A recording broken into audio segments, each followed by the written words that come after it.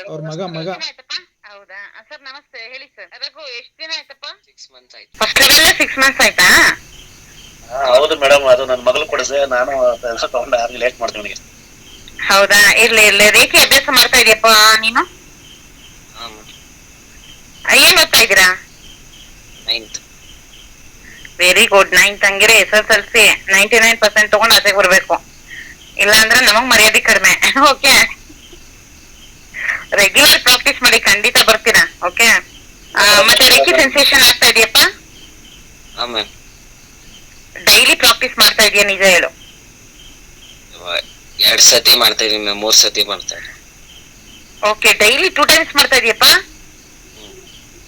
100% ನೀನ್ 100% ಒಳ್ಳೆ ಮಾರ್ಕ್ಸ್ ತೆಗ್ದೈತೈತಿಯ ಬಿಡ. ಓಕೆ, SSLC ಯಾವ್ದೇ ಕಾರಣಕ್ಕೂ ಮಿಸ್ ಮಾಡ್ಬೇಡ. ಓಕೆ, ರೇಖಿ ಸೆನ್ಸೇಷನ್ ಆಗ್ತಾ ಇದೆಯಾ ನಿನಗೆ?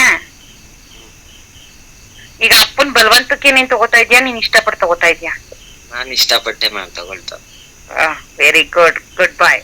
ಓಕೆ ಮಗನೇ, ಆಗಿದ್ರೆ ನಿನ್ ಗುರುವಾರದಿಂದ ಕ್ಲಾಸಸ್ ಎಲ್ಲ ಸ್ಟಾರ್ಟ್ ಆಗುತ್ತೆ. ನೀನ್ 10 days ಆದ್ಮೇಲೆ ಕಾಲ್ ಮಾಡು. ಓಕೆ, ನಿನಗೆ ಜಸ್ಟ್ ಎಜುಕೇಶನ್ ಪರ್ಪಸ್, ನಿನ್ಗೆ ಏನ್ ಮಾಡ್ಬೇಕು, ಫೋಕಸ್ ಹೇಗ್ ಮಾಡ್ಬೇಕು ಅಂತ ತಿಳಿಸ್ಕೊಡ್ತೀನಿ, ಆತರ ಫಾಲೋ ಮಾಡ್ಬೇಕು. ಆಯ್ತಪ್ಪ?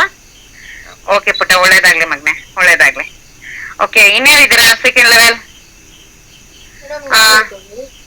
ಹೇಳಮ್ಮ, ಹೇಳಿ ಅಮ್ಮ. ಎಷ್ಟು ದಿನ ಆಯ್ತಮ್ಮ ತಗೊಂಡು? 30 days ಆಯ್ತು ಮೇಡಮ್. 30 days. ರೇಖಿ ಸೆನ್ಸೇಷನ್ ಆಗ್ತಾ ಇದೆಯಪ್ಪ?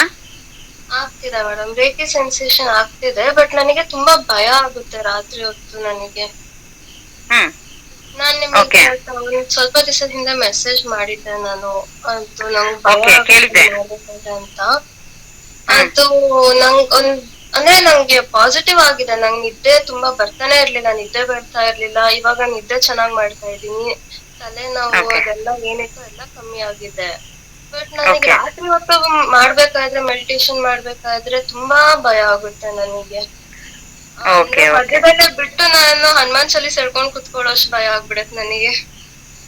ಓಕೆ, ಸುಮ್ನೆ ಕೇಳೋದು, ನೀವೆಲ್ಲಾದ್ರೂ ಎದ್ರಿದ್ದು ಉಂಟಾ? ಅದು ನಾನ್ ಹೇಳಿದ್ನಲ್ಲ ಮೇಡಮ್, ನಮ್ಮ ಅಮ್ಮಂಗೆ ತುಂಬಾ ಮಂಡಿ ನೋವು ಇತ್ತು ಅಂತ, ಅವ್ರಿಗೆ ಹೀಲಿಂಗ್ ಮಾಡಕ್ಕೆ ಅಂತ ಮಾಡ್ದೆ ಒಂದ್ ದಿವಸ.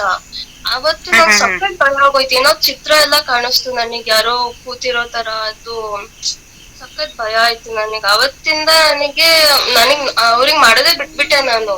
ಬಟ್ ಅದಾದ್ಮೇಲಿಂದ ನನಗೂ ನೈಟ್ ಹೊತ್ತು ಮಾಡುವಾಗ ಬಹಳ ಭಯ ಆಗುತ್ತೆ ನನಗೆ, ಯಾರೋ ನೀವು ಏನ್ ಗೊತ್ತಾ, ನಿಮ್ ತಾಯಿಗೆ ಹೀಲ್ ಮಾಡುವಾಗ ನಿಮ್ಗೆ ಆತರ ಒಂದು ಬ್ಯಾಡ್ ಎಕ್ಸ್ಪೀರಿಯನ್ಸ್ ಆಗಿರೋದು ನಿಮ್ಗೆ ತುಂಬಾ ಭಯ ಜಾಸ್ತಿ ಆಗಿದೆ. ಇನ್ನೊಂದ್ ಏನ್ ಗೊತ್ತಾ, ಹೀಲಿಂಗ್ ಟೈಮ್ ಅಲ್ಲಿ